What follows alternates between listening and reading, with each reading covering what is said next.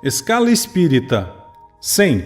Observações preliminares. A classificação dos espíritos se baseia no grau de adiantamento deles, nas qualidades que já adquiriram e nas imperfeições de que ainda terão de despojar-se. Esta classificação, aliás, nada tem de absoluta. Apenas no seu conjunto, cada categoria apresenta caráter definido.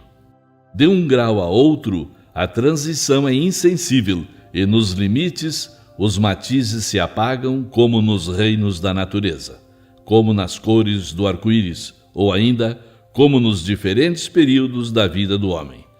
Podem, pois, formar-se maior ou menor número de classes, conforme o ponto de vista sob o qual se considere a questão.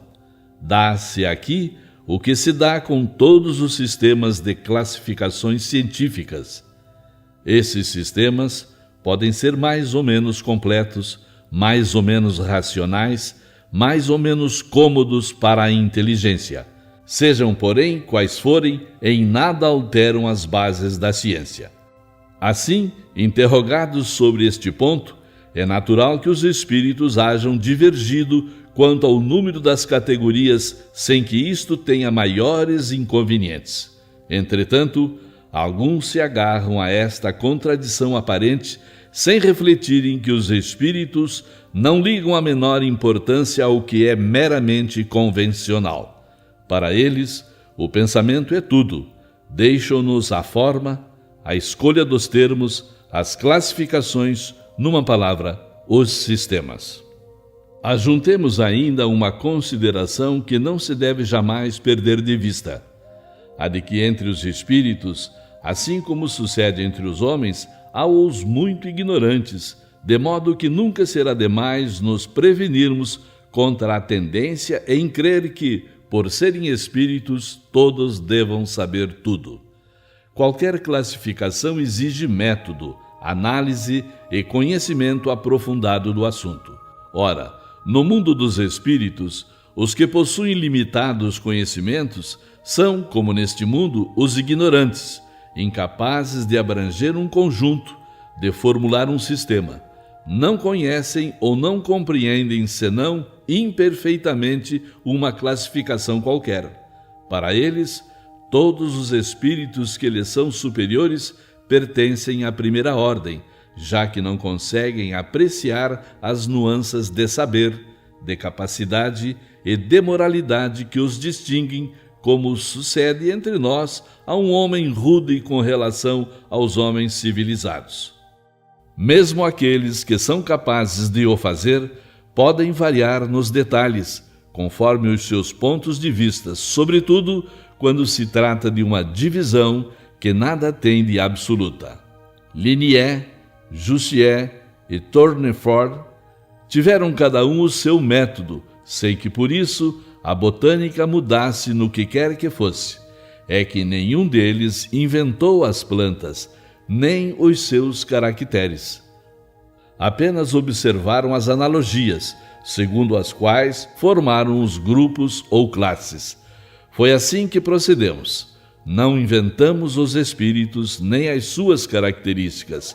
Vimos e observamos, julgamo-los pelas suas palavras e atos.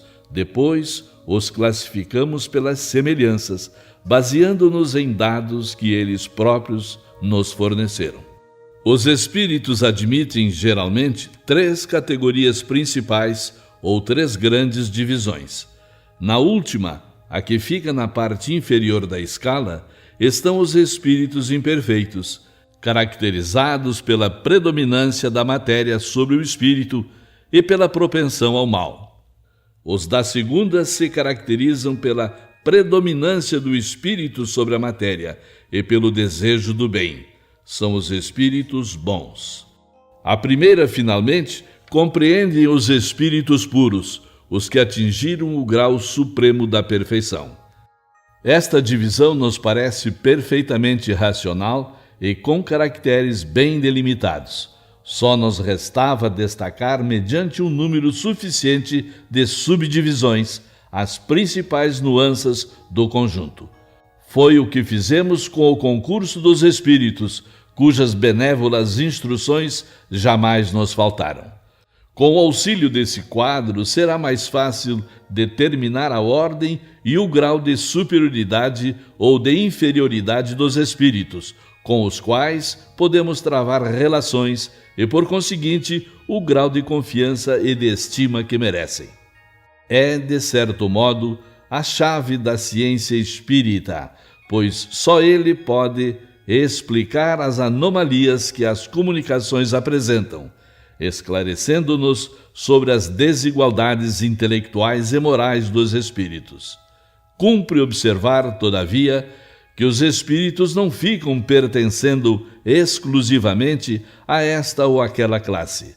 Como o progresso deles só se realiza gradualmente e muitas vezes mais num sentido do que em outro, pode ser que reúnam em si características de várias categorias, o que é fácil de avaliar por sua linguagem e seus atos.